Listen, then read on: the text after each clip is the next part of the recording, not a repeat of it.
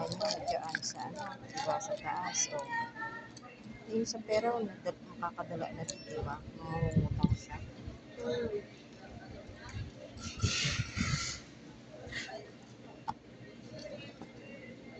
Dapat no first na winarningan na siya. Nag-stop na siya nun.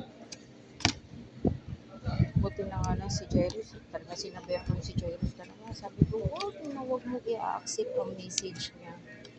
Sabi ni Jairus sa akin, bakit naman? Naku, hindi mo alam ang Jairus yung sinabi ko kay Jairus. Para aware ba? Siyempre yung bata. Kasi, nag-chat yun kay Jairus, hiram ng pera. Oh, di ba pati ba naman yun, yung bata nag-aaral, di ba? Nagpupursige dati dito mag-part-time para lang may maitulong siya sa may maitulong din si Jairus sa sarili niya, di ba? Tapos sinabihan ko, sabi ko, ay hindi. Kasi ko, alam mo, yung pera niya hindi ko pinapakailaman eh. Kasi para yun sa pang-aaral nun. Sabi ko, dahil ko utangin mo. Pero naman siya nun. Hindi siya makailan sa akin.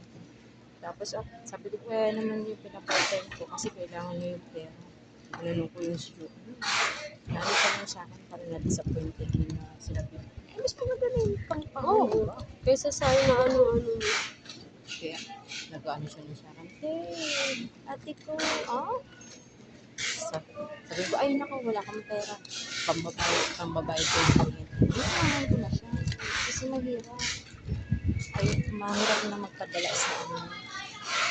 Sa akin, pag-usapang pera, kapag nag-chat na siya about ganyan, hindi na ako nagre-reply. Kaya, Kasi magkita ka lang kasi, ay, hindi ko na ano yung message mo, kasi pa may ginagawa ako. si Sir Rhodes, si Sir Rhodes, inayno niya. Big sangkalan niya. Sa pamasahe.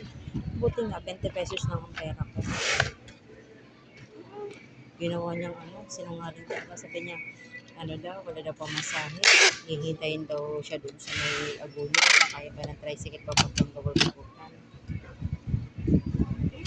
Kaya, grabe yung kasinungalingan niya nito. Sabi ko, okay lang. At least 20 pesos lang naman. Hindi naman ako magdadala nun. Yun talaga ginano ko nun. Basta nun, hindi na talaga. Hindi na ako nagpadala sa ano.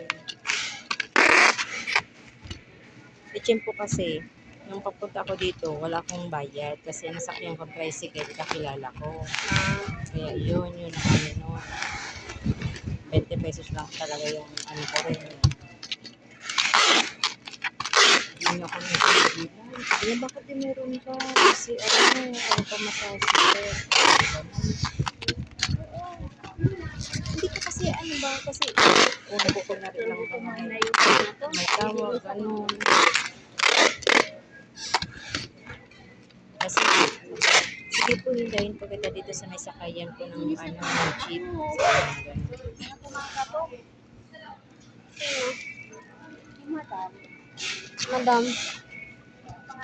Madam Auling.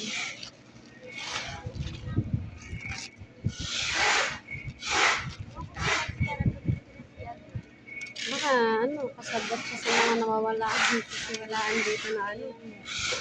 Baka involved siya doon. Di ba? Kasi may resibo.